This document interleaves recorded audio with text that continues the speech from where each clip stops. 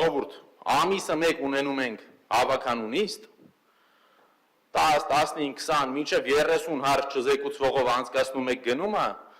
մի հարց բերում եք քննարկման, լայախ չեք անում, նստեք, խոսակ, լսեք, պատասխանեք։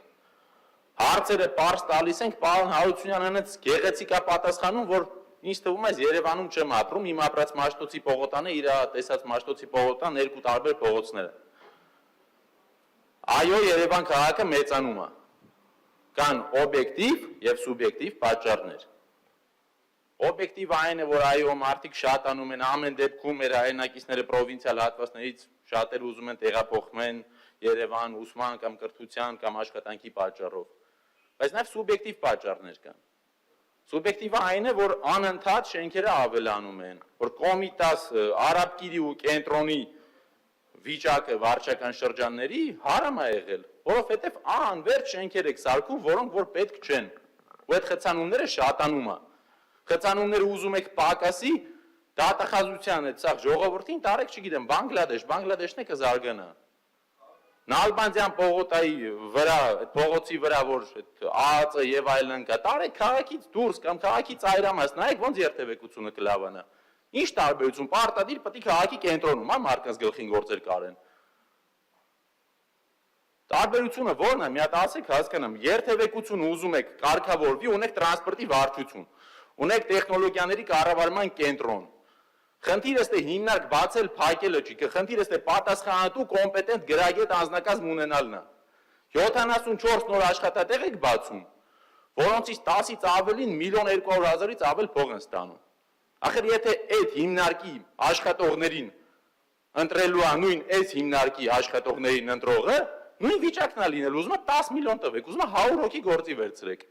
Քաղաքականապես մի բան եք շահելու, այդ 70 հոգին իրանց ընտանիքներով վերջում ԿՊԿ կընտրեն։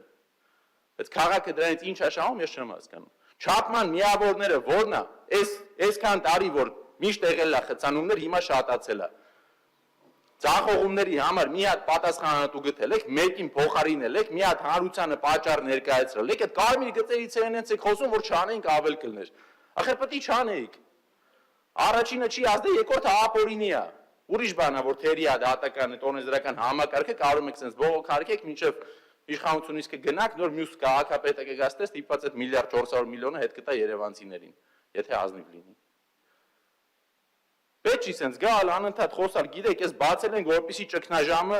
լուծենք։ Լրիվ Նիկոլ Փաշինյանի քաղաքական թմին սազող բանը։ Պատերազմը բերին հիմա խաղաղությունից են խոսում, քաղաքի երթևեկության հերահանիցել են, հիմա մի հատ 5 միլիարդ է ավելացրեք, գցենք տեղը։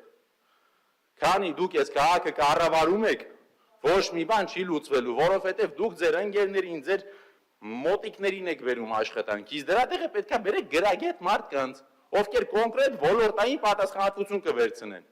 Ոչ թե նոր հիմնարկ է պետք, այլ ներքին կադրային հեղափոխություն, մեջը նստեք, հասկանաք, որ շենքը կոֆե դնողների համար չի, ընկերների համար չի, պետք է մարդիկ գան նստեն, պարոն Գրիգորյանն է վերջում ասիլի մի հատ եկեք զեկուցեք, ասեք, այս խնդիրը որտեղից է գալի։ Խնդիրը զեկուցում են, խնդիրը լուծելու ձևը ասում եք, 3 ամիս հետո տեսնում եք արդյունք չկա, ստեսություն։